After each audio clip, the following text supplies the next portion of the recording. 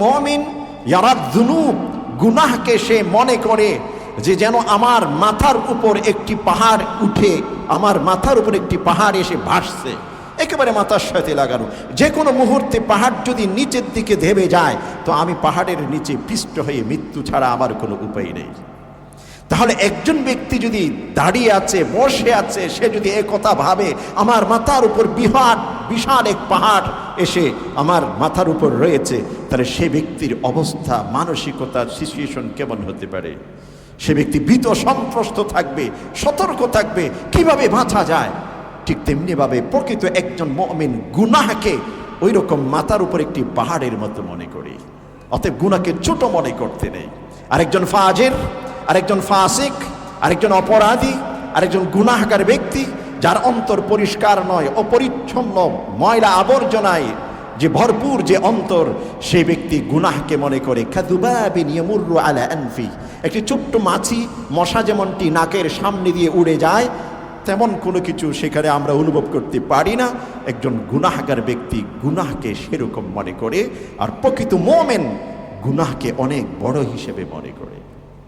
এজন্য বলেছেন কবি ইবনুল মুতাজ, আরবের একজন কবি, আব্বাসী যুগের আরবের একজন কবি বলছেন, খাল্লি যুনুবা সগীরাহা ওয়া কাবীরাহা যাকাত তুকা, তুমি গুনাহ বড় হোক, গুনাহ সেটা ছোট হোক, সগীরা গুনাহ, কবীরা গুনাহ পার্থক্য করতে নেই, তুমি যে ধরনের গুনাহই হোক না কেন সেটা পরিহার করো।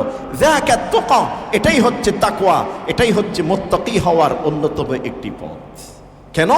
লা তাহকিরান্না সগীরাতান ইন্নাল জিবালা মিনাল হাসা, কারণ তুমি একটি ছোট্ট গুনাহকে আজকে ছোট্ট মনে করেছো, অথচ তুমি কি জানো বৃহৎ আকারের একটি পাহাড় যে স্তূপ আকারে দাঁড়িয়ে আছে, এই পাহাড় এক মুঠো মাটি, একটি ছোট্ট পাথর, এই ছোট্ট পাথর একত্রিত হতে হতে হতে হতে একটি পাহাড়ে পরিণত হয়েছে।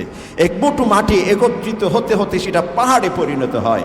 ঠিক তেমনিভাবে তোমার একটি একটি ছোট্ট ছোট্ট গুনাহ একত্রিত হতে হতে অনেকগুলো কবিরা গুনাহে পরিণত হয়ে যাবে। সেই বলয় থেকে, সেই জগৎ থেকে, সেই বিপদ থেকে বের হয়ে আসা তোমার পক্ষে অনেক কঠিন হয়ে যেতে পারে। এজন্য গুনাহকে কখনো ছুটে মনে করতে নেই। যদি আমি অপরাধ জগৎ থেকে নিজেকে রক্ষা করতে চাই, আমার অফিস, আমার আদালত, আমার ভাষা, আমার ব্যবসা বাণিজ্য, আমার সমাজ, আমার বন্ধু বান্ধবের সাথে চলাফেরা, আমার ব্যবসা বাণিজ্য, সকল সেক্টরে যে কোনো মুহূর্তে শয়তানি যে কোনো ওয়াসওয়াসা ছোট্ট একটি যদি উইন্ডো, ছোট্ট একটি যদি ভেন্টিলেটর সৃষ্টি করতে পারে গুনাহ প্রবেশ করার, তাহলে বুঝে নিতে হবে আমি ধ্বংসের দিকে ধাবিত হতে আছি। গুনাহ থেকে বাঁচার অন্যতম উপায় আল্লাহর কাছে সাহায্য প্রার্থনা করা। আল্লাহ বলছেন, ওয়াকালা রাব্বুকুম উদউনি আস্তাজিব লাকুম, তোমাদের প্রতিপালক তোমাদের নির্দেশ দিচ্ছেন তোমরা আমাকে ডাকো, আমাকে আহ্বান করো, তাহলে আমি তোমাদেরকে গুনাহ থেকে হেফাজত করব। كلا بل ران على قلوبهم ما كانوا يكسبون كلا إنهم عن ربهم يومئذ لمحجوبون. وقال تبارك وتعالى وأما من خاف مقام ربه ونهى النفس عن الهوى فإن الجنة هي المأوى. صدق الله مولانا العظيم وصدق رسوله النبي الكريم ونحن على ذلك من الشاهدين والشاكرين والحمد لله رب العالمين. وعن أم المؤمنين عائشة رضي الله عنها قالت قال رسول الله صلى الله عليه وسلم من أحب أن يسبق الدائب المجتهد فليكف عن الذنوب أو كما قال النبي عليه الصلاة والسلام.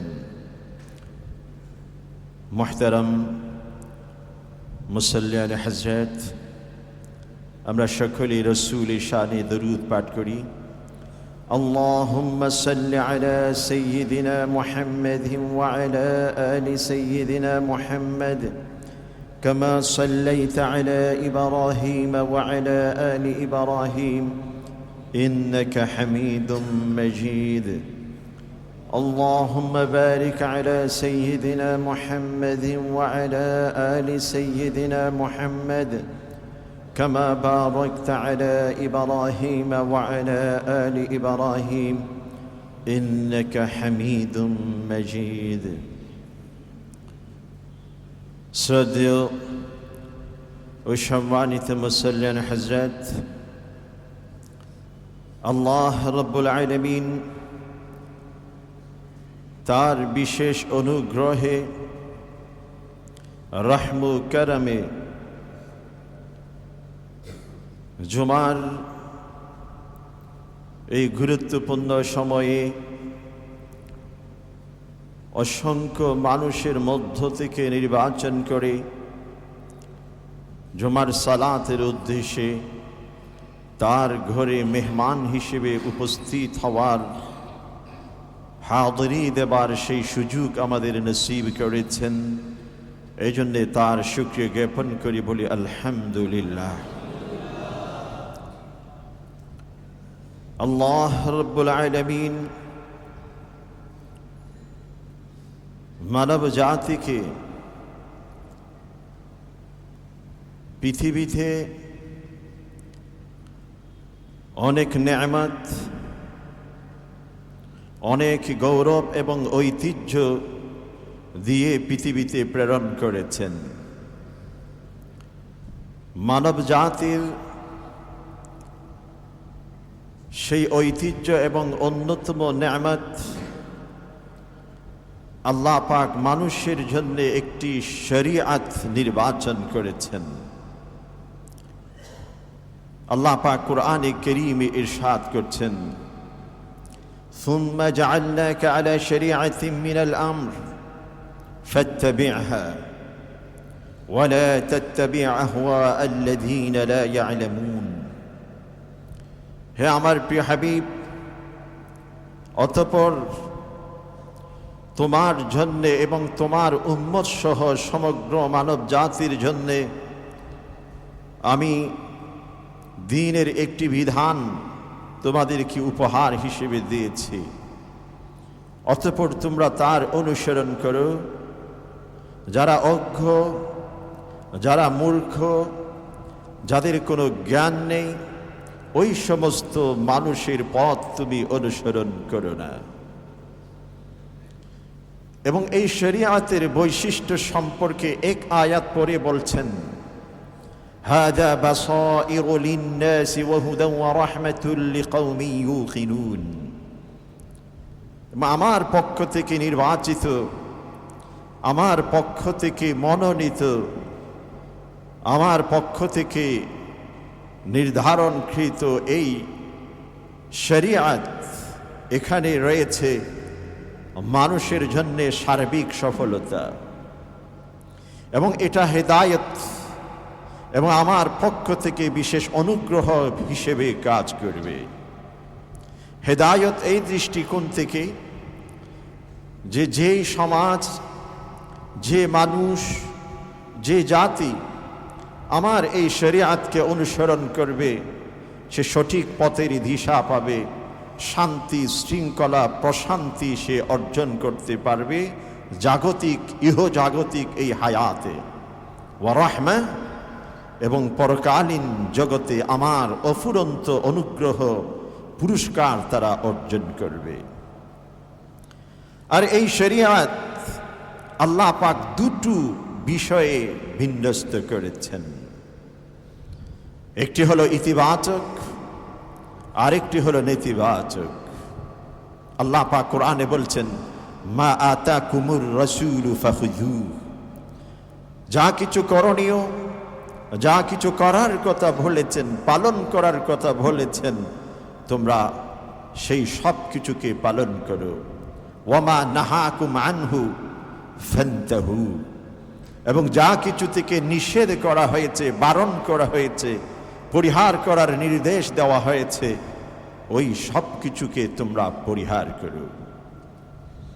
এজন্য কোরআনে কারীমে এই শব্দ দুটো বারবার আল্লাহ পাক রিপিট করেছেন, ইয়ামুরুনা বিল মারুফ ওয়া ইয়ানহাউনা আনিল মুনকার।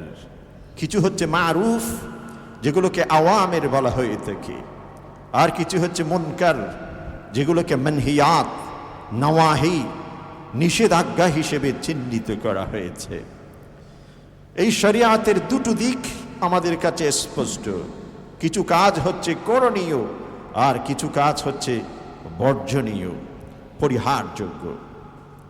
কোনো ব্যক্তি যদি শুধুমাত্র ইতিবাচক কাজগুলো করেছেন, সালাত আদায় করেছেন, সিয়াম সাধনা করেছেন, জাকাত তিনি আদায় করেছেন, মৌসুমে হজ করেছেন, কিন্তু গুনাহ থেকে, নিষেধের জগৎ থেকে নিজেকে দূরে সরিয়ে রাখতে পারেননি, সেই ব্যক্তি পরিপূর্ণ মুমিন হওয়া সম্ভব নয়। এমনকি দুটো একত্রিত হতে পারে না। একজন ব্যক্তি আল্লাহর উদ্দেশ্যে সেজদা করে সালাত কায়েম করবে, প্রতিষ্ঠা করবে, আবার শিরকে লিপ্ত হয়ে পৃথিবীর অন্য কোনো সৃষ্টি জগতের সামনে মাথা নত করবে, সেজদা করবে, এ দুটো কখনো একত্রিত হতে পারে না। আগুন আর পানির মতো দুটোর মধ্যে পার্থক্য রয়েছে। এজন্য কোনো ব্যক্তি যদি ইবাদত করেছেন, ইতিবাচক কাজগুলো পালন করেছেন, পাশাপাশি যে সমস্ত বিষয় থেকে আল্লাহ পাক নিষেধ করেছেন ওই সমস্ত কাজ পরিহার করতে হবে। হালালের প্রতি যেমনটি উদ্বুদ্ধ করেছেন, হারামের প্রতি ঠিক তেমনি ভাবে সতর্কবাণী উচ্চারণ করেছেন। আমাকে যেমনটি হালালের পথ খুঁজে বের করতে হবে, ঠিক তেমনি ভাবে হারামের পথ থেকে দূরে সরে থাকার জন্য সতর্ক থাকতে হবে। দুটোকে যদি কোনো ব্যক্তি সমন্বিত করতে পারেন, তাহলেই সেই ব্যক্তি পরিপূর্ণ। ইবনে আব্বাস রাদিয়াল্লাহু আনহু, জলিলুল কদর সাহাবী, একজন ব্যক্তি তাকে প্রশ্ন করলেন যে কোনো ব্যক্তি যদি এমন হয় যে তিনি গুনাহ করেন আবার ইবাদত করেন, আরেকজন ব্যক্তি তিনি গুনাহ করেন না, যতটুকু সম্ভব তিনি বেঁচে থাকতে চেষ্টা করেন, নিজেদেরকে গুনাহ থেকে দূরে সরিয়ে রাখতে চেষ্টা করেন, পাশাপাশি তিনি ইবাদত পরিচালনা করেন, দুটোর মধ্যে কাকে আপনি সবচেয়ে বেশি মূল্যায়ন করবেন? ইবনে আব্বাস রাদিয়াল্লাহু আনহু বলছেন, লা আদিলু বিসসালামাতি শাইআ। যে ব্যক্তি গুনাহ করবেন আবার পাশাপাশি ইবাদত করবেন, সেই ব্যক্তিকে আমি কখনো নিরাপদ বলে মনে করি না।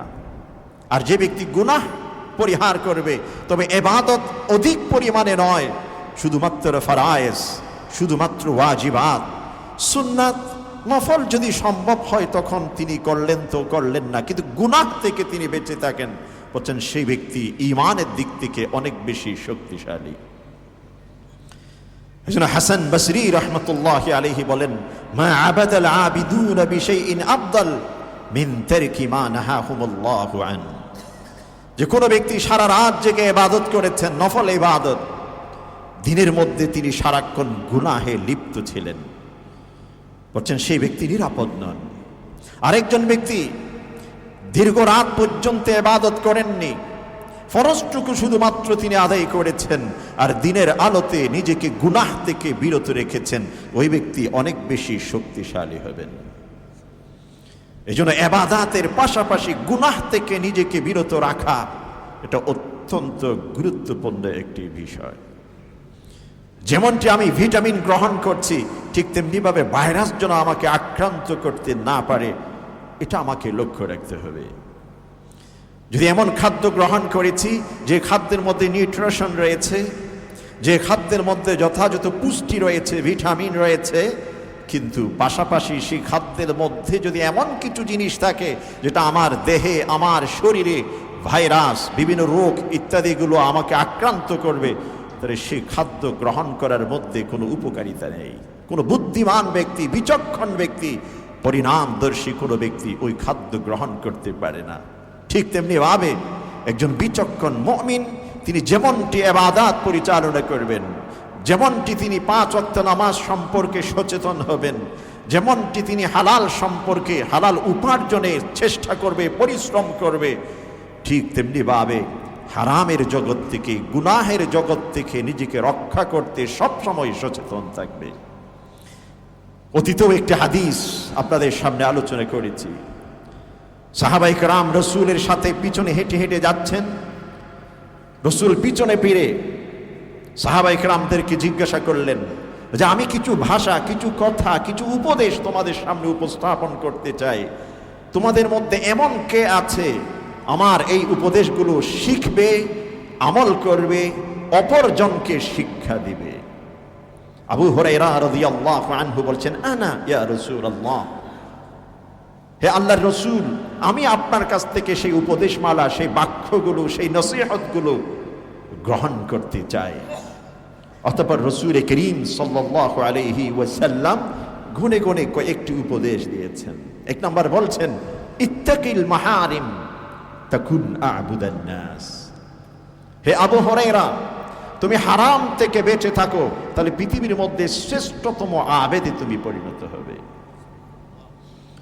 বলেন নাই তুমি সারা রাত জেগে এত রাকাত নামাজ পড়বে, দিনের সূর্য ওঠার পর এত রাকাত নামাজ পড়বে, এত পরিমাণ দান করবে, এমনটি বলেননি। বলছে ইত্তাকিল মাহারিম, হারাম থেকে, নিষেধাজ্ঞা থেকে, মানহিয়াত থেকে তুমি নিজেকে রক্ষা করো, হেফাজত করো, বেঁচে থাকো, তাহলেই তুমি শ্রেষ্ঠতম আবেদ হতে পারবে।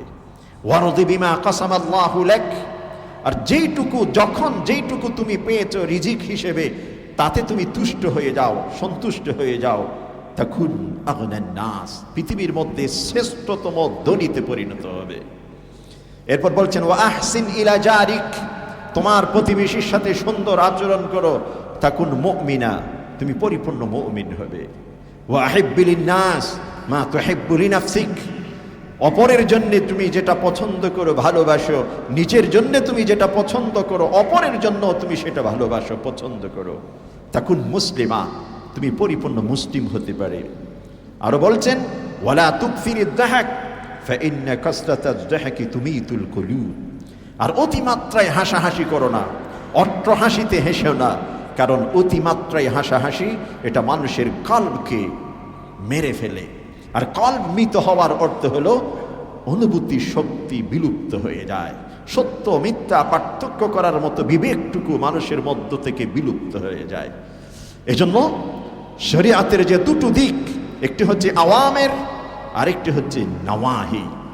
আওয়ামের প্রতি যেমনটি যত্নবান হতে হবে, নওয়াহি সম্পর্কে সেরকম আমাকে সতর্ক হতে হবে। রসুলের দরবারে অনেক সাহাবী, কিছু কিছু সাহাবী ছিলেন রসুল কখন কি করেন সে সম্পর্কে তিনি সবকিছু সংরক্ষণ করতেন, হেফাজত করতেন, বেছে বেছে নিতেন কোন আমলটি করা যায়, কোন আমলটির মধ্যে ফজিলত, কোন আমলটিতে কি পুরস্কার রয়েছে। আবার কিছু সাহাবী ছিলেন এমন, কোন কাজগুলো রসূল করিম সাল্লাল্লাহু আলাইহি ওয়াসাল্লাম সবচেয়ে বেশি না করার জন্য সতর্ক করেন। এজন্য আমরা যখন খুতবা পাঠ করি, সেই খুতবার মধ্যে একটা কথা বলি, ওয়া নাউযু বিল্লাহি মিন শুরুরি আনফুসিনা ওয়া মিন সাইয়্যাতি আমালিনা। আমাদের প্রবৃত্তি জনিত যত অকল্যাণকর, অনিষ্টকর বিষয় রয়েছে, হে আল্লাহ, ওই সব কিছু থেকে আপনার আশ্রয় প্রার্থনা করছি। ওয়া মিন সাইয়্যাতি আমালিনা, আমাদের খারাপ, আমাদের মন্দ, আমাদের অপরাধমূলক কার্যক্রম থেকে হে আল্লাহ আপনার কাছে আশ্রয় প্রার্থনা করছি। এই জন্য আওয়ামিরের পাশাপাশি নওয়াহি থেকে, নিষেধাজ্ঞা থেকে নিজেকে সবসময় হেফাজত করতে হবে। পথ কি, পদ্ধতি কি? এই নওয়াহি থেকে, নিষেধাজ্ঞা থেকে নিজেকে কিভাবে রক্ষা করব? রাসূল করিম সাল্লাল্লাহু আলাইহি ওয়াসাল্লাম সে সম্পর্কেও আমাদের সুন্দর এক একটি উপদেশ দিয়েছেন। রাসূল করিম সাল্লাল্লাহু আলাইহি ওয়াসাল্লাম বলছেন, তোমার ইচ্ছা শক্তিকে তুমি দৃঢ় করো, সাহসিক হও, মনোবল তৈরি করো। কারণ রাসূল করিম সাল্লাল্লাহু আলাইহি ওয়াসাল্লাম আবু হুরায়রা রাদিয়াল্লাহু আনহু ইরশাদ করছেন যে আল মুমিনুল কবি খায়র ওয়া আহাব্বু ইলাল্লাহি মিনাল মুমিনিদ দাঈফ, যেই মুমিন মনের দিক থেকে সবচেয়ে দৃঢ় চেতা হয়, সংকল্প যে ব্যক্তির অন্তরে থাকে, সেই ব্যক্তি সবচেয়ে শক্তিশালী মুমিন। আর যে ব্যক্তির অন্তর নড়বড়ে, ঝরঝরে এক পরিবেশ, সামান্য কিছুতে গলে যায়, সামান্য কিছুতে ছিটকে পড়ে যায়, বিভ্রান্তিতে পড়ে যায়, সে ব্যক্তি তেমন শক্তিশালী মুমিন নয়। আল্লাহর কাছে সবচেয়ে প্রিয়, আল্লাহর কাছে সবচেয়ে উত্তম যে ঈমানের দৃষ্টিকোণ থেকে শক্তিশালী, অর্থাৎ নিজের ইচ্ছা, নিজের ইন্টেনশন, নিজের সংকল্প, নিজের যে কম্প্রোমাইজ, এই জগতের মধ্যে যে সবচেয়ে বেশি শক্তিশালী, রাসূল করিম সাল্লাল্লাহু আলাইহি ওয়াসাল্লাম বলছেন সে ব্যক্তি আল্লাহর কাছে সবচেয়ে বেশি প্রিয়। এরপর আরো বলছেন ওয়াফি কুল্লি খাইর আহরিস আলা মা ইয়ানফাউ, যে হে আবু হুরায়রা, যেই কাজটুকু তোমার ইহজগৎ পরজগৎ, মৃত্যুর আগে এবং মৃত্যুর পরে উভয় জগতে তোমার জন্য কল্যাণ বয়ে নিয়ে আসবে, এমন কাজের প্রতি তুমি বেশি বেশি অগ্রসর হও, এমন কাজ তুমি বেশি বেশি পালন করো। এবং আরো বলছেন ওয়াস্তাইন বিল্লাহ, এবং এই কাজে আল্লাহর কাছ থেকে সাহায্য প্রার্থনা করো। আরো বলছেন ওয়াইন আসাবাকা শাই, যদি তুমি কখনো বিপদগ্রস্ত হয়ে পড়ো, ওয়াইন আসাবাকা শাই ফালা তাকুল লাউ আন্নী ফাআলতু কানা কাযা ওয়া কাযা বাল কুল কদ্দারাল্লাহু ওয়া মা শাআ ফাআল। কখনো যখন বিপদগ্রস্ত হবে, যে আমরা অনেক সময় ঘর থেকে বের হয়েছি, বের হওয়ার পর পথের মধ্যে কোন একটি এদিক সেদিক বিপদ হয়ে গেছে, আর যখন বিপদের মধ্যে পড়ে যায় আমরা মুখে উচ্চারণ করি, বলি আমি যদি আজকে ঘর থেকে বের না হতাম তাহলে হয়তো এই বিপদের সম্মুখীন আমি হতাম না, যদি এমন হতো তো এমন হতো, এমন করতাম তো এমন হতো, যে এমন করতাম, ইফ ইফ এই ধরনের যদি মার্খা বাক্যগুলো তুমি পরিহার করো, বরঞ্চ তুমি উচ্চারণ করো আমার তাকদীরে, আমার ভাগ্যে আল্লাহর পক্ষ থেকে যেইটুকু ফায়সালা ছিল সেইটুকু আমার জন্য হয়েছে।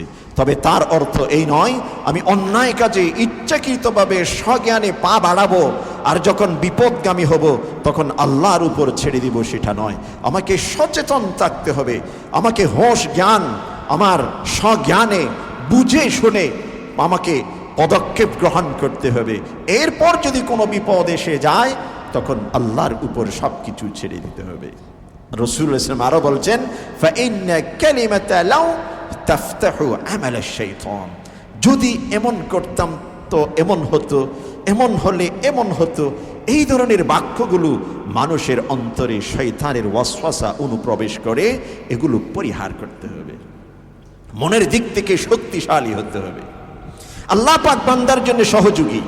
কোন বান্দা যদি গুনাহ পরিহার করতে চায়, কোন বান্দা যদি সৎ কাজের পাশাপাশি গুনাহ থেকে নিজেকে রক্ষা করতে চান, আল্লাহ পাক তার সহযোগী, আল্লাহ পাক তার সহযোগী। ইবনে আব্বাস রাদিয়াল্লাহু আনহুর হাদিস তার দলিল।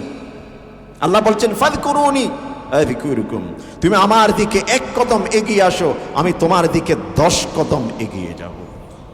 আল্লাহ পাক আমার সহযোগী। আরো বেশি স্পষ্ট হচ্ছে হাদিসের মাধ্যমে।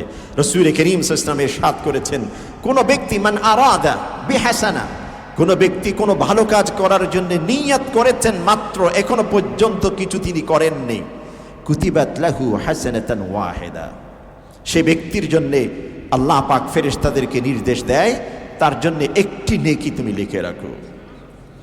আর যদি সেই ব্যক্তি ভালো কাজের নিয়ত করেছেন, নিয়ত করার পর সেই কাজটি তিনি করেছেন, এরপর আল্লাহ পাক ফেরেশতাদেরকে নির্দেশ দেয় তার জন্য যেন 10টি থেকে শুরু করে 700 এবং তার চেয়ে অধিক নেকিতে যেন তার আমল নামায় লিখে রাখেন। 10 থেকে শুরু করে 700, হাদিসের ভাষা 700 এবং তার চাইতে আরো অধিক পরিমাণ তার নিয়ত, তার অবস্থা, তার সিচুয়েশন সব কিছুর উপর ভিত্তি করে তার নামে যেন এভাবে নেকি লেখা রাখা হয়। পক্ষান্তরে তার বিপরীতে কোনো ব্যক্তি যদি কোনো অন্যায় কাজ করার নিয়ত করেছেন, ফেরেশতারা তখন অপেক্ষা করে কি করবে? আল্লাহ পাক নিষেধ করেন তার সম্পর্কে কোনো কিছু লেখো না। আর যখন সে অন্যায় কাজটি করে বসে, গুনাহের কাজটি তিনি করে ফেলেছেন, এরপর আল্লাহ পাক নির্দেশ দেয় একটি মাত্র তার নামে গুনাহ লেখো।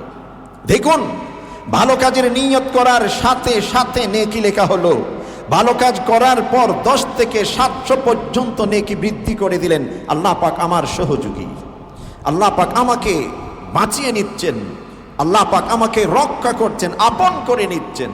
আর যখন গুনাহের নিয়ত করেছেন, কিছু লিখতে নিষেধ করেছেন, গুনাহ করার পর বলছেন একটি মাত্র তার নামে গুনাহ লেখো, আর গুনাহের নিয়ত করার পর যদি সে গুনাহটিকে পরিহার করে, আল্লাহ বলেন তার নামে একটি নেকি লিখে রাখো। ওমান হাম্মা বিসাইয়্যাতিন ফালাম ইয়ামালহা, কোন ব্যক্তি গুনাহের কাজের নিয়ত করেছেন, এরপর গুনাহটি তিনি ছেড়ে দিয়েছেন, নিয়ত করার পর আর করেননি, কাতাবাহাল্লাহু লাহু ইনদাহু হাসানাতান কামিলা, আল্লাহর রাসূল বলছেন আল্লাহ পাক তার জন্য পরিপূর্ণ একটি নেকি লিখে রাখবেন। তাহলে আল্লাহ পাক আমাকে সহযোগিতা করছেন গুনাহ থেকে বেঁচে থাকার জন্য। যেমনটি সৎ কাজ, যেমনটি ভালো কাজ, যেমনটি ইবাদতের প্রতি আমাকে উদ্বুদ্ধ করেছেন, গুনাহ থেকে বেঁচে থাকার জন্য আল্লাহ পাক পথকে সহজ করে দিয়েছেন। এজন্য যে গুনাহ থেকে বেঁচে থাকার সবচেয়ে উত্তম একটি পথ হলো নিজের সংকল্প, নিজের ইন্টেনশন, নিজের প্রমিস, এই সব কিছুকে রক্ষা করা। এটাকে যদি পরিষ্কার করতে পারে কোনো ব্যক্তি, হিম্মত অর্জন করতে পারে, তাহলে প্রত্যয় গ্রহণ করতে পারে, সেই ব্যক্তির পক্ষে গুনাহ থেকে বেঁচে থাকা অনেকটা সহজ। রাসূল করিম সাল্লাল্লাহু আলাইহি ওয়াসাল্লাম গুনাহ থেকে বেঁচে থাকার আরো পথ বলেছেন, গুনাহকে ছোট মনে না করা। অনেক মানুষ আছে গুনাহকে ছোট মনে করে। আব্দুল্লাহ ইবনে মাসউদ রাদিয়াল্লাহু আনহু থেকে বর্ণিত, ওয়ালা তুহাক্কিরান্না যুনুব, তোমরা যে কোনো গুনাহকে ছোট মনে করবে না। ফাইন্নাহুন্না ইয়াজতামিউনা আলার রাজুল হাত্তা ইউহলিকনা, কারণ ছোট্ট থেকে ছোট্ট এক একটি গুনাহ হতে থাকে অনেকগুলো গুনাহ যখন একত্রিত হয়ে যায়, সেই ব্যক্তির অন্তরে কালো দাগ পড়ে যায়, সত্যটুকু সে আর উপলব্ধি করতে পারে না। এভাবে শয়তান তাকে পরিপূর্ণ ধ্বংস করে দেয়। এজন্য গুনাহকে কখনো ছোট মনে করতে নেই। আব্দুল্লাহ ইবনে মাসউদ রাদিয়াল্লাহু আনহু থেকে আরো একটি হাদিস বর্ণিত, সেখানে তিনি ইরশাদ করছেন, আন্নাল মুমিন, কোন একজন মুমিন ইয়ারাদ যুনুব, গুনাহকে সে মনে করে যে যেন আমার মাথার উপর একটি পাহাড় উঠে, আমার মাথার উপর একটি পাহাড় এসে ভাসছে, একেবারে মাথার সাথে লাগানো। যে কোনো মুহূর্তে পাহাড় যদি নিচের দিকে ধেবে যায়, তো আমি পাহাড়ের নিচে পিষ্ট হয়ে মৃত্যু ছাড়া আমার কোনো উপায় নেই। তাহলে একজন ব্যক্তি যদি দাঁড়িয়ে আছে, বসে আছে, সে যদি একথা ভাবে আমার মাথার উপর বিশাল এক পাহাড় এসে আমার মাথার উপর রয়েছে, তাহলে সে ব্যক্তির অবস্থা, মানসিকতা, সিচুয়েশন কেমন হতে পারে? সে ব্যক্তি ভীত সন্ত্রস্ত থাকবে, সতর্ক থাকবে, কিভাবে বাঁচা যায়। ঠিক তেমনিভাবে প্রকৃত একজন মুমিন গুনাহকে ওই রকম মাথার উপর একটি পাহাড়ের মতো মনে করে। অতএব গুনাহকে ছোট মনে করতে নেই। আরেকজন ফাজির, আরেকজন ফাসিক, আরেকজন অপরাধী, আরেকজন গুনাহগার ব্যক্তি, যার অন্তর পরিষ্কার নয়, অপরিচ্ছন্ন, ময়লা আবর্জনায় যে ভরপুর যে অন্তর, সেই ব্যক্তি গুনাহকে মনে করে কাযুবাবিন ইয়ামুরু আলা আনফি, একটি ছোট্ট মাছি, মশা যেমনটি নাকের সামনে দিয়ে উড়ে যায়, তেমন কোনো কিছু সেখানে আমরা অনুভব করতে পারি না। একজন গুনাহগার ব্যক্তি গুনাহকে সেরকম মনে করে, আর প্রকৃত মুমিন গুনাহকে অনেক বড় হিসেবে মনে করে। এজন্য বলেছেন কবি ইবনুল মুতাজ, আরবের একজন কবি, আব্বাসী যুগের আরবের একজন কবি বলছেন, খাল্লিদ যুনুবা সগীরাহা ওয়া কাবীরাহা যাকাত তুকা, তুমি গুনাহ বড় হোক, গুনাহ সেটা ছোট হোক, সগীরা গুনাহ, কবীরা গুনাহ, পার্থক্য করতে নেই। তুমি যে ধরনের গুনাহই হোক না কেন সেটা পরিহার করো। যাকাত তুকা, এটাই হচ্ছে তাকওয়া, এটাই হচ্ছে মুত্তাকি হওয়ার অন্যতম একটি পথ। কেন? লা তাহকিরান্না সগীরাতান ইন্নাল জিবালা মিনাল হাসা, কারণ তুমি একটি ছোট্ট গুনাহকে আজকে ছোট্ট মনে করেছো, অথচ তুমি কি জানো বৃহৎ আকারের একটি পাহাড় যে স্তূপ আকারে দাঁড়িয়ে আছে, এই পাহাড় এক মুঠো মাটি, একটি ছোট্ট পাথর, এই ছোট্ট পাথর একত্রিত হতে হতে হতে হতে একটি পাহাড়ে পরিণত হয়েছে। এক মুঠো মাটি একত্রিত হতে হতে সেটা পাহাড়ে পরিণত হয়। ঠিক তেমনিভাবে তোমার একটি একটি ছোট্ট ছোট্ট গুনাহ একত্রিত হতে হতে অনেকগুলো কবিরা গুনাহে পরিণত হয়ে যাবে। সেই বলয় থেকে, সেই জগৎ থেকে, সেই বিপদ থেকে বের হয়ে আসা তোমার পক্ষে অনেক কঠিন হয়ে যেতে পারে। এজন্য গুনাহকে কখনো ছোট মনে করতে নেই। যদি আমি অপরাধ জগৎ থেকে নিজেকে রক্ষা করতে চাই, আমার অফিস, আমার আদালত, আমার ভাষা, আমার ব্যবসা বাণিজ্য, আমার সমাজ, আমার বন্ধু বান্ধবের সাথে চলাফেরা, আমার ব্যবসা বাণিজ্য, সকল সেক্টরে যে কোনো মুহূর্তে শয়তানি যে কোনো ওয়াসওয়াসা ছোট্ট একটি যদি উইন্ডো, ছোট্ট একটি ভেন্টিলেটর সৃষ্টি করতে পারে গুনাহ প্রবেশ করার, তাহলে বুঝে নিতে হবে আমি ধ্বংসের দিকে ধাবিত হতে আছি। গুনাহ থেকে বাঁচার অন্যতম উপায় আল্লাহর কাছে সাহায্য প্রার্থনা করা। আল্লাহ বলছেন ওয়াকালা রাব্বুকুম উদউনি আস্তাজিব লাকুম, তোমাদের প্রতিপালক তোমাদের নির্দেশ দিচ্ছেন তোমরা আমাকে ডাকো, আমাকে আহ্বান করো, তাহলে আমি তোমাদেরকে গুনাহ থেকে হেফাজত করব। শাহর বিন হাওশাব রাদিয়াল্লাহু আনহু একজন তাবিঈ, যিনি অসংখ্য সাহাবী থেকে হাদিস বর্ণনা করেছেন। ইবনে আব্বাসের মতো সাহাবী থেকে, আয়েশা সিদ্দিকা রাদিয়াল্লাহু আনহার মতো সাহাবী থেকে, আবু হুরায়রা রাদিয়াল্লাহু আনহু থেকে, উম্মে সালমা থেকে, আবু সাঈদ আল খুদরি রাদিয়াল্লাহু আনহু থেকে হাদিস বর্ণনা করেছেন। শাহর বিন হাওশাব একজন তাবিঈ, তিনি উম্মে সালমা রাদিয়াল্লাহু আনহাকে জিজ্ঞাসা করছেন, হে উম্মাহাতুল মুমিনিন, উম্মুল মুমিনিন, আপনি যখন রাসূল করিম সাল্লাল্লাহু আলাইহি ওয়াসাল্লামের সাথে থাকতেন তখন রাসূলুল্লাহ সাল্লাল্লাহু আলাইহি ওয়াসাল্লাম সবচেয়ে কোন দোয়াটি বেশি বেশি পাঠ করতেন? শাহর বিন হাওশাব একজন তাবিঈ, রাসূল পরিবারের অন্যতম মুসলিম উম্মার মাতা উম্মে সালমা রাদিয়াল্লাহু আনহাকে জিজ্ঞাসা করছেন, আপনি যখন রাসূলের সাথে থাকতেন রাসূল সবচেয়ে বেশি কোন দোয়াটি পাঠ করতেন? উম্মে সালমা রাদিয়াল্লাহু আনহা বলছেন রাসূল সাল্লাল্লাহু আলাইহি ওয়াসাল্লাম এই দোয়াটি বেশি বেশি উচ্চারণ করতেন, কি? ইয়া মুকাল্লিবাল কুলুব সাব্বিত কলবি আলা দীনিক, ইয়া মুকাল্লিবাল কুলুব, হে মানুষের অন্তর জগৎকে পরিবর্তনকারী মহাপ্রতিপালক, সাব্বিত কলবি আলা দীনিক, আপনি যে শরীয়ত আমাকে দিয়েছেন, আপনি যে বিধান আমাকে দিয়েছেন, আপনি যে দ্বীন আমাকে দিয়েছেন, এই দ্বীনের উপর যেন আমি সব সময় অটল থাকতে পারি, অবিচল থাকতে পারি। হে আল্লাহ, আমাকে আপনি আত্মিক সেই শক্তি দান করুন। এজন্য আল্লাহর কাছ থেকে যদি আমরা সাহায্য চাইতে পারি তাহলে আল্লাহ পাক অবশ্যই অবশ্যই আমাদেরকে গুনাহ থেকে হেফাজত করবে। একই সাথে মুজাহাদা করতে হবে। আল্লাহ বলছেন ওয়াল্লাযীনা জাহাদু ফীনা লানাহদিয়ান্নাহুম সুবুলানা, মুজাহাদা করতে হবে।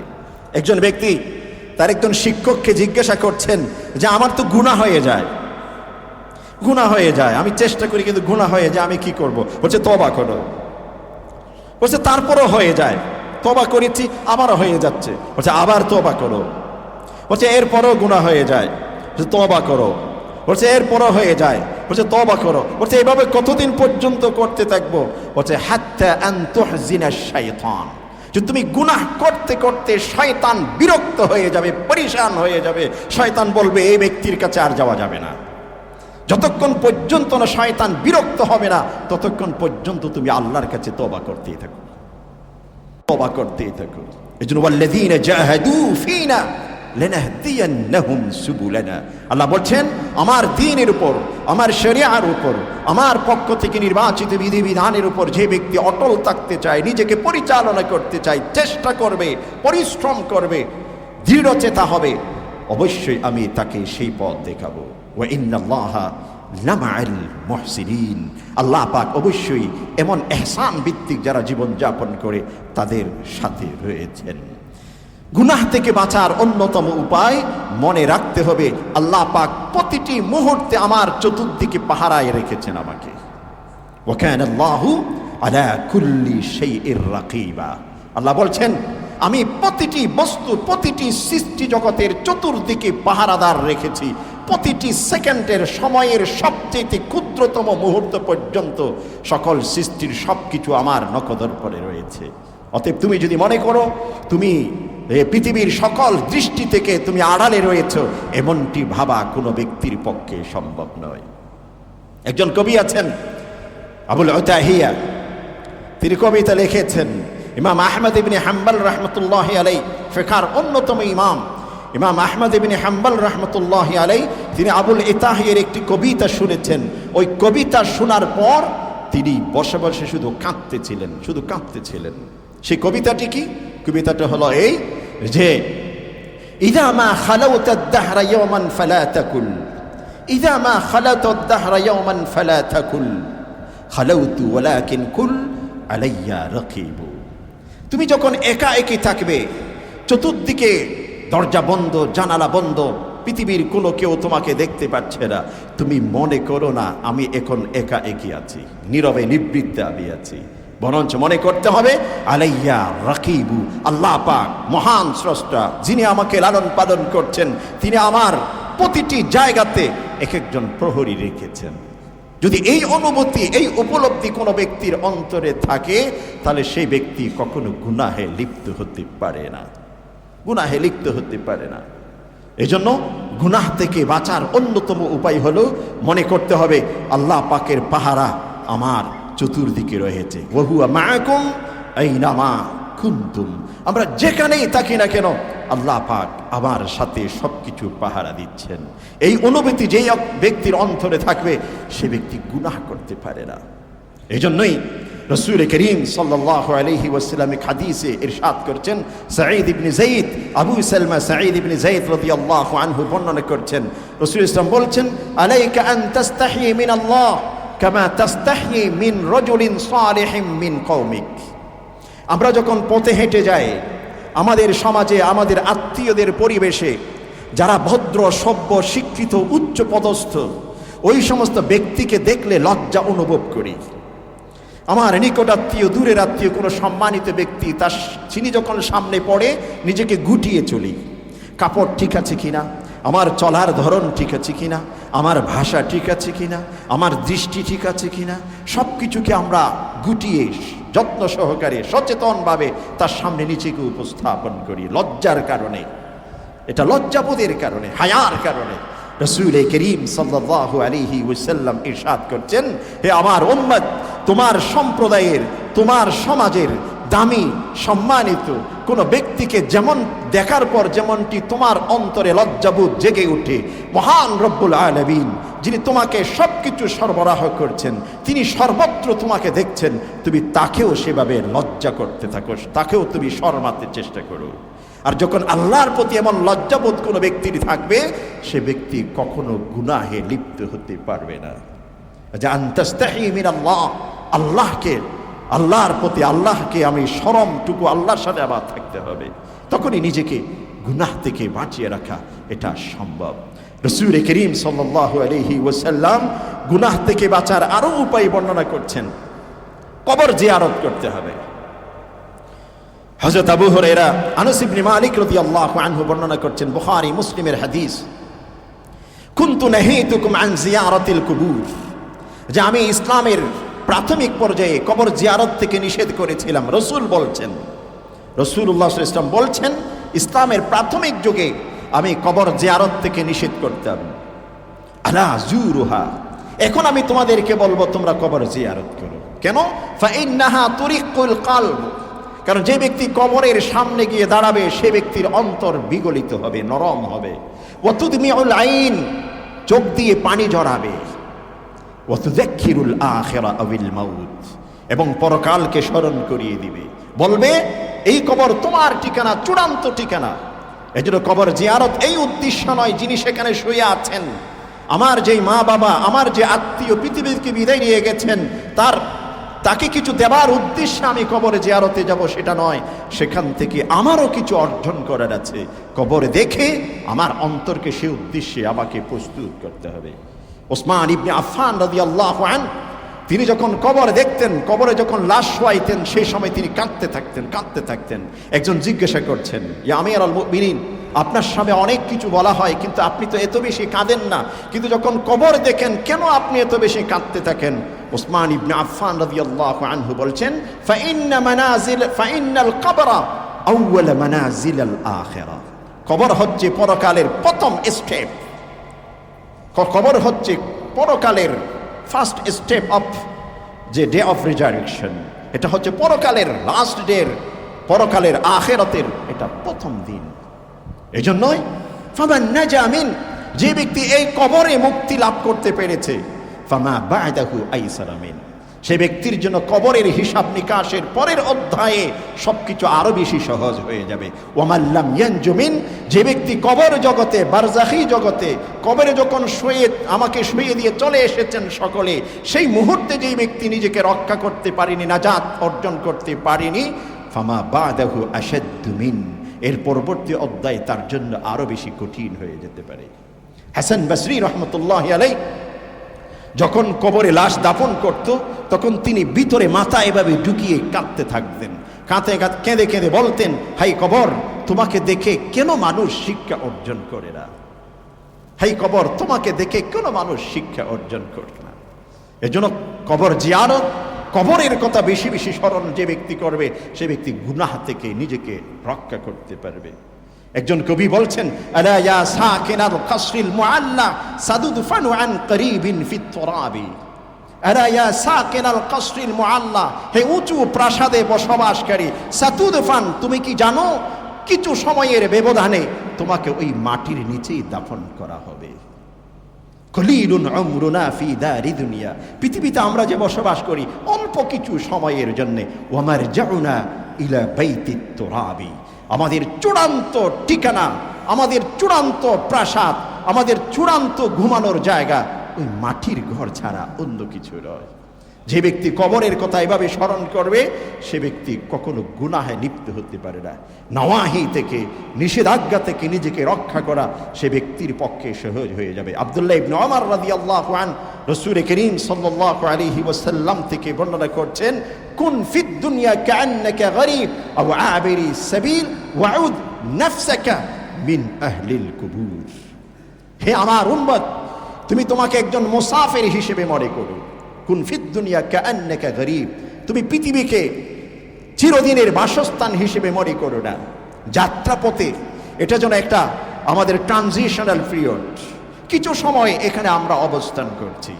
ওয়াউদ নাফসাক মিন আহলিল কুবুর, এবং তোমাকে প্রতিটি মুহূর্তে কবরবাসীদের অন্তর্ভুক্ত করে নাও। যদি প্রতিটি মুহূর্তে তুমি এটা ভাবতে থাকো, আমি কবরের একজন বাসিন্দা, পৃথিবীর এই সবকিছু সাময়িক, আমি একজন কবরের বাসিন্দা, এইটুকু যে ব্যক্তি অনুভূতি নিজের অন্তরে ধারণ করবে, সে ব্যক্তি কখনো গুনাহে লিপ্ত হতে পারে না। এজন্য কবরের কথা বেশি বেশি স্মরণ করা, এটা আমাকে গুনাহ থেকে রক্ষা করতে পারে। রাসূল করিম সাল্লাল্লাহু আলাইহি ওয়াসাল্লাম আরো বলেছেন, যে ব্যক্তি মনের মধ্যে এই ধারণাটুকু রাখবে, এই ভাবটুকু, এই কল্পনাটুকু অন্তরে বেশি বেশি জাগ্রত করবে, যে মৃত্যুর পরে প্রতিটি মানুষকে আল্লাহর সামনে এক একটি প্রশ্নের উত্তর দিতে হবে। হযরত আদী ইবনে হাতেম আত-তয়ী, আমরা হাতেম তয়ীর নাম শুনেছি। হাতেম তয়ী যে একজন দানশীল ব্যক্তি ছিলেন, খ্রিস্টান ছিলেন। তার সন্তান আদী তিনি যে পরবর্তীতে ইসলাম গ্রহণ করেছেন, ইসলাম গ্রহণ করার বেশ ইতিহাস রয়েছে, বুখারী, মুসলিম এবং ঐতিহাসিক গ্রন্থের মধ্যে সেগুলো রয়েছে, আমরা দেখে নিতে পারি। আদী ইবনে হাতেম তিনি পরবর্তীতে ইসলাম গ্রহণ করেছেন, খ্রিস্টান ছিলেন প্রাথমিক পর্যায়ে। রাসূল থেকে অনেকগুলো হাদিস তিনি বর্ণনা করেছেন। তিনি একটি হাদিস রাসূল থেকে বর্ণনা করছেন, মা মিনকুম মিন আহাদ ইল্লা সায়ুকাল্লিমুহুল্লাহু ইয়াওমাল কিয়ামা, যে পৃথিবীতে এমন কোন ব্যক্তি নেই যে ব্যক্তির মৃত্যুর পরে আল্লাহর সামনে তাকে জবাবদিহিতার সম্মুখীন হতে হবে না। এমনকি লাইসা বাইনাহু ওয়া বাইনাহু তারজুমান, আল্লাহ এবং সেই ব্যক্তির মাঝখানে কোনো ভাষ্যকার থাকবে না, দুভাষী থাকবে না, মধ্যস্থতা থাকবে না। সরাসরি আল্লাহ পাক সেই ব্যক্তির কাছ থেকে জিজ্ঞাসা করবে এক একটি বিষয় সম্পর্কে। ফাইন্নাহু ইয়ানজুরু ইলা আইমানা, সে ব্যক্তি যখন ডান দিক থেকে দেখবে, ইয়ারা আল আমাল আস-সালিহা, তার নেক আমলগুলো সে দেখতে পাবে। ওয়া ইয়ানজুরু ইলা আল আইসার ওয়াল আশআম, তার বাম দিকে যখন সে দেখবে, ইয়ারাল আমাল আস-সাইয়্যা, তার গুনাহগুলো সে দেখতে পাবে। ওয়া ইন্নাহু ইয়ানজুর ইলাল বাইনা ইয়াদাই, যখন সামনের দিকে দেখবে, ইয়ারান নার, সে আগুন দেখতে পারবে। আদী ইবনে হাতেম রাসূল থেকে ইরশাদ করছেন, ফাত্তাকুন নার ওয়ালাউ বিশিক্কি তামরা আও বিকালিমাতিন তাইয়্যিবা। অতএব এই আগুন থেকে নিজেকে কিভাবে বাঁচানো যায় চেষ্টা করবে। যদি একেবারে ছোট্ট থেকে ছোট্ট একটি খেজুরের টুকরো তুমি দান করে, সদকা করেও যদি জাহান্নাম থেকে তুমি মুক্তি লাভ করতে পারো, সেটার জন্য তুমি চেষ্টা করো। আও বিকালিমাতিন তাইয়্যিবা, অথবা ছোট্ট একটি ভালো বাক্য মুখে উচ্চারণ করার বিনিময়েও যদি জাহান্নাম থেকে মুক্তি লাভ করতে পারো, সেই কাজটি তুমি করো। এটা করবে তার জন্য আল্লাহ পাক সার্টিফিকেট দিচ্ছেন, ফাইনাল জান্নাতা হিয়াল মাওয়া, জান্নাত হচ্ছে সেই ব্যক্তির ঠিকানা। আর যে ব্যক্তি গুনাহ করতে থাকে আল্লাহ পাক সতর্ক করছেন, কাল্লা বাল রানা আলা কুলুবিহিম মা কানু ইয়াকসিবুন কাল্লা ইন্নাহুম আন রাব্বিহিম ইয়াওমাইযিল লামাহজুবুন। যে ব্যক্তি গুনাহ করতে থাকে, গুনাহকে ছোট মনে করে, গুনাহকে হালকা মনে করে, গুনাহ করতে করতে তার অন্তরে ছেদে পড়ে যায়, দাগ লেগে যায়, সত্যটুকু সে আর উপলব্ধি করতে পারে না। আল্লাহর সাথে তার একটি পর্দা, একটি হায়াল মাঝখানে এসে যায় এবং সে ধীরে ধীরে দূরে সরে যায়। এই জন্য গুনাহ থেকে বেঁচে থাকা এটা অত্যন্ত গুরুত্বপূর্ণ একটি বিষয়। আল্লাহ পাক বলছেন, ওয়ালা তাকুনু কাল্লাযীনা নাসুল্লাহ ফাআনসাহুম আনফুসাহুম। তুমি যদি আল্লাহকে ভুলে যাও, আল্লাহ পাক তোমাকে নিজেকে ভুলিয়ে দিবেন। যে আমি আল্লাহকে ভুলে গেছি, আল্লাহ নিজের স্মরণটুকু আমার অন্তর থেকে তুলে নেবেন। ওয়ালা তাকুনু কাল্লাযীনা নাসুল্লাহ, তোমরা ওই মানুষের, ওই সমস্ত দলের অন্তর্ভুক্ত হইও না যারা আল্লাহকে ভুলে যায়। ফাআনসাহুম আনফুসাহুম, আল্লাহ পাক তাদের নিজেদেরকে ভুলে দেয়, তাদের রবকে ভুলে দেয়, তাদের অন্তর থেকে আল্লাহর যিকির স্মরণটুকু তুলে দেয়। উলাইকা হুমুল ফাসিকুন, আল্লাহ বলছেন তারা হচ্ছে গুনাহগার ব্যক্তি। এজন্য গুনাহ থেকে নিজেকে হেফাজত করতে হবে। গুনাহ থেকে বেঁচে থাকতে হলে ভালো লোকের সংস্পর্শে আসতে হবে, ভালো লোকের সংস্পর্শে আসতে হবে। এই জন্য বলা হয়ে থাকে আল মারউ আলা দীনি খলিলি, মানুষ তার বন্ধুর স্বভাব, বন্ধুর ধর্মে, বন্ধুর আচরণে, বন্ধুর স্বভাবে সে প্রভাবিত হতে থাকে। এই জন্য আমি যে বন্ধুকে গ্রহণ করব, যার সাথে উঠা বসা করব, যার সাথে চলাফেরা করব, সেই ব্যক্তি যেন সৎ হয়, এটা আমাকে লক্ষ্য রাখতে হবে। আমি যে ব্যক্তির সাথে ব্যবসা বাণিজ্য পরিচালনা করব, আমাকে দেখতে হবে তিনি হালাল উপার্জন করে কিনা। আমি যার সাথে আত্মীয়তা করব, আমাকে দেখতে হবে সেই ব্যক্তির উপার্জনে হারাম কোনো কিছু আছে কিনা। যে ব্যক্তির উপার্জন হারাম রয়েছে তার সাথে আমি আত্মীয়তা করতে যাব না। যে ব্যক্তি গুনাহের জগতে থাকে সেই ব্যক্তিকে আমি বন্ধু হিসেবে গ্রহণ করতে যাব না। আর যে ব্যক্তি এরকম যারা গুনাহের জগতে থাকে, অপরাধ জগতে যারা লিপ্ত থাকে, তাদের বন্ধুত্ব গ্রহণ করে ধীরে ধীরে সেই ব্যক্তিও সেই অপরাধ জগতে নিজেকে মানিয়ে নিতে শুরু করে, এক পর্যায়ে সে বিভ্রান্তিতে পড়ে যায়, আর এভাবে সে শয়তানের বন্ধু হয়ে যায়। আল্লাহ বলছেন, ওয়া ইয়াকুনিশ শাইতানু লাহু করিনান ফাসাআ করিনা, যে ব্যক্তি শয়তানকে বন্ধু হিসেবে গ্রহণ করবে তার চাইতে নিকৃষ্টতম বন্ধু পৃথিবীতে আর কেউ হতে পারে না। ওলামায়ে কেরাম যারা নাকি শিক্ষক, প্রকৃতপক্ষে যাদের মধ্যে কোরআন হাদিসের জ্ঞান রয়েছে, যাদের মধ্যে কোরআন হাদিসের জ্ঞান রয়েছে, সেই জ্ঞান ভিত্তিক আমল রয়েছে, ওই ধরনের ওলামায়ে কেরামদের সাথে উঠা বসা করতে হবে। শ্রদ্ধেয় মুসলিম হযরত, আপনাদের সামনে মসজিদের একটি সহযোগিতা বক্স অতিক্রম হচ্ছে। আমরা মসজিদের সহযোগিতা বক্সের দিকে বিশেষভাবে দৃষ্টি দেব। বেশি বেশি দান এবং সহযোগিতা করার মাধ্যমে মসজিদের ফান্ডকে, মসজিদের অর্থনৈতিক অবস্থাকে আমরা সমৃদ্ধ করতে চেষ্টা করব। মসজিদ সামনে অনেকগুলো পরিকল্পনা রয়েছে, সামনের বৃহৎ একটি অংশ রয়ে গেছে, আমাদের মেনটেনেন্স অনেক কিছু বেড়ে গেছে। সব দিকে লক্ষ্য রেখে মসজিদের সহযোগিতা বক্সে আমরা উন্মুক্তভাবে দান এবং সহযোগিতা করতে চেষ্টা করব। আল্লাহ পাক আমাদের সকলকে কবুল করুন।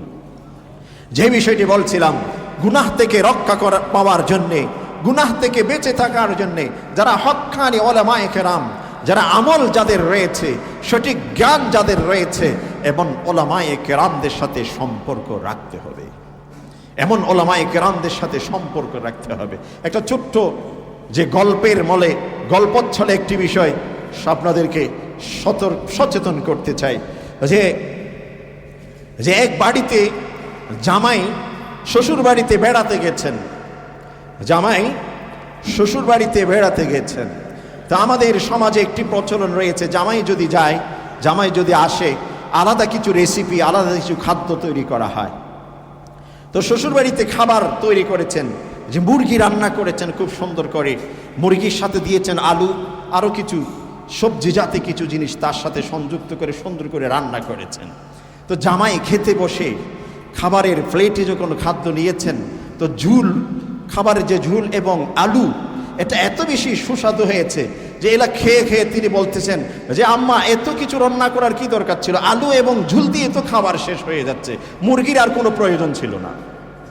ভালো করে বুঝবেন যে জামাই শাশুড়িকে বলছেন যে আম্মা এত কিছু রান্নার, এত মুরগি টুরগি কি দরকার ছিল, যে আলু দিয়েছেন এবং ঝোল দিয়ে, এতেই তো আমার খাবার শেষ, মুরগির আর কোনো প্রয়োজন নেই। কিন্তু আচ্ছা আপনারা বলুন, যদি ওই আলুর সাথে মুরগির গোস্ত যদি না থাকতো, ঝুল এবং আলু কি সেই স্বাদ পাইতো? আলু এবং ঝুলের মধ্যে যদি গরুর গোস্ত না থাকতো, ছাগলের গোস্ত যদি না থাকতো, আলু কি সেই স্বাদটুকু সেখান থেকে নিতে পারতো? কোশ্চিনকালও পারতো না। কিন্তু যখন মুরগির সাথে মিশে, গরুর গোস্তের সাথে মিশে, অন্য কোনো রেসিপির সাথে মিশে সেই সবজি, সেই আলু আলাদা তার ভিতরে এক ধরনের স্বাদ তৈরি করেছে। ওলামায়ে কেরামদের সাথে থাকতে থাকতে যারা সাধারণ মানুষ, তাদের দ্বীনি সমাজ, তাদের দ্বীনি বুঝ, তাদের আমল, তাদের সব কিছু সংশোধন হতে থাকে। বর্তমান কিছু মানুষ যখন হালকা কিছু স্বাদ পেয়ে গেছে, এখন মনে করে ওলামায়ে কেরামের কোনো দরকার নেই, আমি পাকাপোক্ত, আমি সব কিছু করব। কিন্তু তিনি যে সামনে কিছু দূর এগিয়ে যাওয়ার পর আবার যে তার সব কিছু হারিয়ে ফেলবে, এই বিবেকটুকু, এই বিচক্ষণতা তার ভিতরে জাগ্রত হয় না। এই জন্য ওলামায়ে কেরামদের সাথে ভালো যারা মুআল্লিম, ভালো যারা শেখ, ভালো যারা শিক্ষক, যাদের কোরআন এবং হাদিসের যাদের বুৎপত্তি রয়েছে, সঠিক জ্ঞান রয়েছে, সেই ভিত্তিক আমল রয়েছে, এবং ওলামায়ে কেরামদের সান্নিধ্য, তাদের সাথে উঠা বসা, এর মাধ্যমে আমার যে গুনাহ থেকে বিরত থাকার, সেটা আল্লাহ পাক আমাকে সহযোগিতা করবেন। ভালো পরিবেশ গুনাহ থেকে রক্ষা করে। আর এই পরিবেশটুকু তৈরি করতে হবে আমাদের সকলের সম্মিলিতভাবে মিলে। আমার সমাজের চতুর্দিকে কোন কোন জায়গাতে গুনাহের যে আপনার সুযোগগুলো রয়েছে, সেগুলো সম্মিলিতভাবে আমাদেরকে বন্ধ করতে হবে, সেগুলোকে বন্ধ করতে হবে, বন্ধ করার চেষ্টা করতে হবে। আর যদি বন্ধ করতে আমি চেষ্টা না করি, দুদিন পর আমার সন্তান যদিও সেই বিপদগামী না হয়, আমার পরিবারের নাতি সেই বিপদের সম্মুখীন হয়ে সে হত বিচ্যুত হয়ে পড়বে, তখন আমার তাকে সেখান থেকে ফিরিয়ে আসা কঠিন হয়ে যেতে পারে। এজন্য আমাদের সমাজ, আমাদের পরিবেশ, আমাদের ঘরের চতুর্পাশে, আমাদের বসবাসের চতুর্দিকে এমন কোনো জায়গা, এমন কোনো স্কোপ, এমন কোনো স্পেস যদি থাকে যেখানে গুনাহ হচ্ছে উন্মুক্তভাবে, যেখানে বেবিচার হচ্ছে, যেখানে গুনাহ হচ্ছে, যেখানে অন্যায় হচ্ছে, সেগুলোর দরজা আমাদেরকে বন্ধ করতে হবে। আজকে আমি বন্ধ করিনি, এক নম্বর আল্লাহর কাছে তো জবাবদিহিতা অবশ্যই আমার ব্যক্তিগতভাবে করতেই তো হবেই। আমার ভবিষ্যৎ প্রজন্মকে, আমার পরিবারের ভবিষ্যৎ সদস্যকে সেই জগৎ থেকে ফিরিয়ে নিয়ে আসা, এটা অনেক কঠিন হয়ে যেতে পারে। এই রাসূল করিম সাল্লাল্লাহু আলাইহি ওয়াসাল্লাম গুনাহ সম্পর্কে সবচেয়ে বেশি সচেতন করেছেন। গুনাহ পরিহার করা। যদি গুনাহ আমরা পরিহার করতে পারি, তাহলে ইনশাআল্লাহ আমাদের ইবাদতের নূর, আমাদের ইবাদতের রৌনক, আমাদের ইবাদতের যে চাকচিক্য, এটা আরো বেশি প্রস্ফুটিত হবে। এরা আরো বেশি আমাদের সমাজকে আলোকিত করবে, আমাদের জীবনকে আলোকিত করবে, সামনের পথকে আলোকিত করবে, সামনের পথ আমাদের জন্য সহজ করে দিবে। আর যদি গুনাহের পথকে আমরা এখনো পর্যন্ত সেভাবে ছেড়ে দেই, তাহলে মনে রাখতে হবে বিপদ অতি সম্মুখে, আমাদের বিপদ অতি সম্মুখে। রাসূল করিম সাল্লাল্লাহু আলাইহি ওয়াসাল্লাম এই জন্য বলছেন, ইত্তাকিল মাহারিম, তোমরা গুনাহ থেকে বেঁচে থাকো। আল্লাহ পাক আরো বলছেন, ইন্নাল্লাহা ইয়া'মুর বিল আদল ওয়াল ইহসান ওয়া ইতাইযিল কুরবা। ইতিবাচক, ইনসাফ, ইহসান, ইতাইযিল কুরবা, এগুলো হচ্ছে ইতিবাচক। ওয়া ইয়ানহাকুম আনিল ফাহশা ওয়াল মুনকার ওয়াল বাগি, দুটো পাশাপাশি নিয়ে এসেছেন, ইতিবাচক, নেতিবাচক। আওয়ামির নেহি, ইয়াইদুকুম লাআল্লাকুম তাযাক্কারুন। আল্লাহ পাক এইভাবে আমাদেরকে উপদেশ দিয়েছেন, যাতে করে সেখান থেকে শিক্ষা গ্রহণ করে আমাদের জীবনকে সাজাতে পারি। আল্লাহ রাব্বুল আলামিন আমাদের সকলকে ইতিবাচক আওয়ামিরের প্রতি যেমনটি যত্নবান হব, ইবাদাতের প্রতি যেমনটি যত্নবান হব, ঠিক তেমনিভাবে গুনাহ সম্পর্কেও সচেতন থেকে আমাদের জীবনকে সুন্দর করে সাজাবার তৌফিক